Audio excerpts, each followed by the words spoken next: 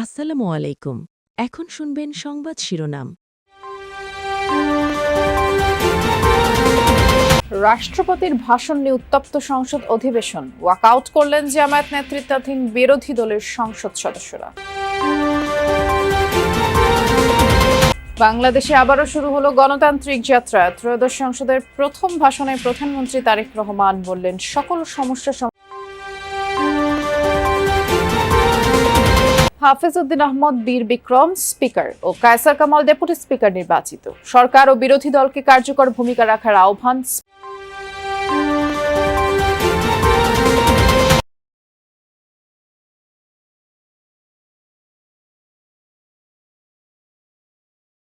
এতক্ষণ শুনছিলেন সংবাদ শিরোনাম। এখন শুনবেন বিস্তারিত।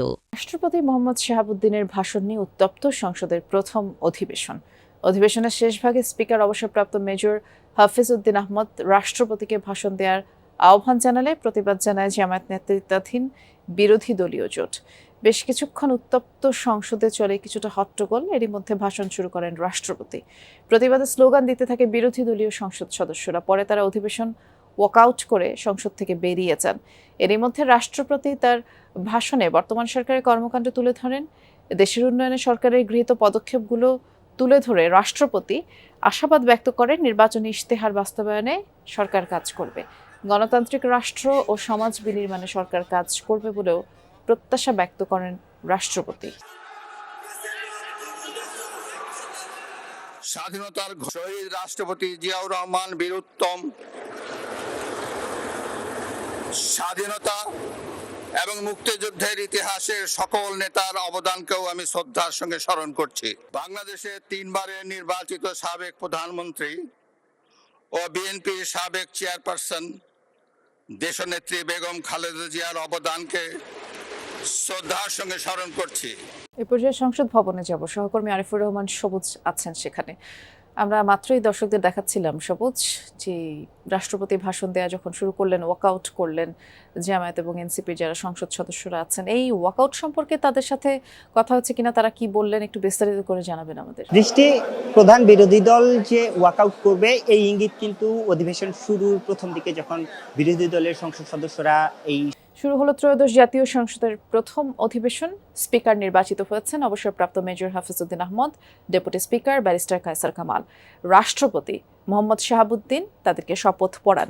এর আগে অধিবেশনের সভাপতি নির্বাচিত হন ডক্টর খন্দকার মোশাররফ হোসেন। সংসদের সূচনা বক্তব্যে প্রধানমন্ত্রী তারেক রহমান বলেছেন, এই সংসদকে তর্ক বিতর্ক আর জাতীয় সমস্যা সমাধানে কেন্দ্র বিন্দুতে পরিণত করতে চায় তার সরকার।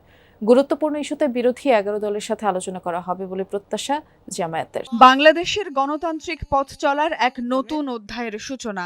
মাননীয় সংসদ সদস্যদের মধ্যে হতে একজন সভাপতিত্ব। ত্রয়োদশ জাতীয় সংসদের প্রথম অধিবেশন শুরু হয় বেলা 11টায়। বিসমিল্লাহির রহমানির রহিম।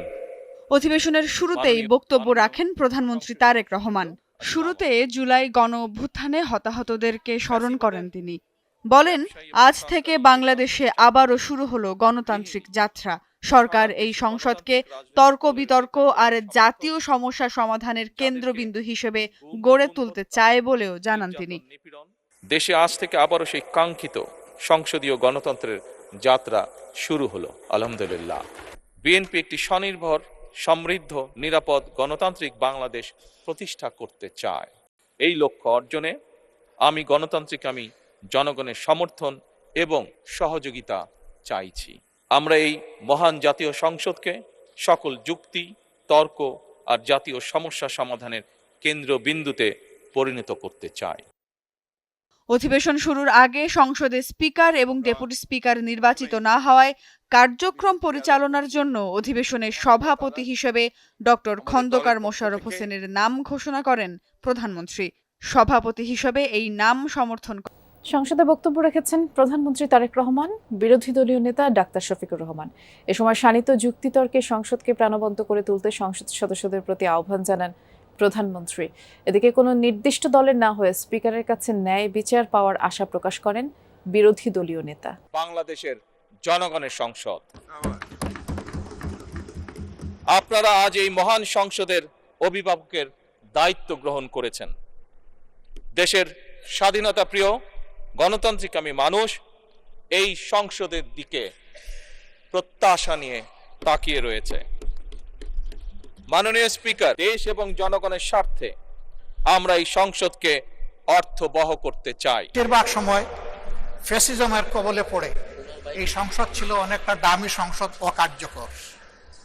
এবং আপনি যে বিরল সম্মানে আজকে ভূষিত হয়েছেন, আপনি যদিও একটা দল থেকে নির্বাচিত হয়ে সংসদে এসেছেন, কিন্তু ইতিমধ্যেই আপনি ঘোষণা দিয়েছেন যে আপনি জাতীয়তাবাদী দলের স্থায়ী কমিটির সদস্য পদ থেকে পদত্যাগ করেছেন। এখন আপনি সকলে, আমরা মনে করি আপনার কাছে সরকারি দল এবং বিরোধী দল আলাদা কিছু হবে না। আপনার কাছে ত্রয়োদশ জাতীয় সংসদের প্রথম অধিবেশনে উত্থাপন করা হলো অন্তর্বর্তী সরকারের সময় জারি করা ১৩৩টি অধ্যাদেশ।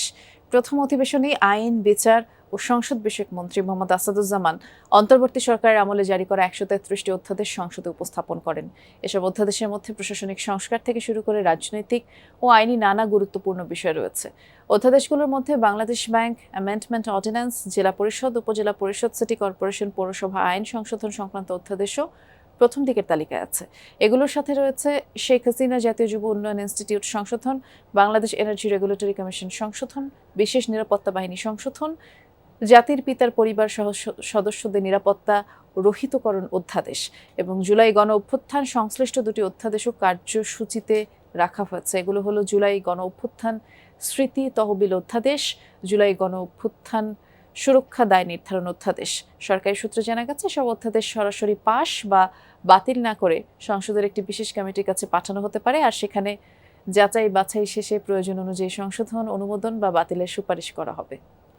চলমান জ্বালানি সংকট মোকাবিলায় সরকারি ছুটির দুদিন প্রধান ডিপো খোলা রেখে জ্বালানি তেল সরবরাহের নির্দেশ দিয়েছে বাংলাদেশ পেট্রোলিয়াম কর্পোরেশন বিপিসি। বিপিসির সচিব শাহিনা সুলতানা স্বাক্ষরিত প্রেস বিজ্ঞপ্তিতে বলা হয়েছে, সরকারি ছুটির দিন শুক্র শনিবার বিপিসির অধীনস্থ বিপণন কোম্পানিসমূহের প্রধান ডিপো খোলা রেখে জ্বালানি তেল সরবরাহ করা হবে।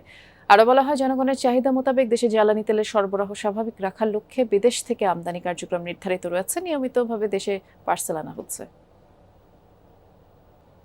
এ ছিল যমুনা নিউজে। সাথে থাকার জন্য ধন্যবাদ সবাইকে। নিরাপদে থাকবেন।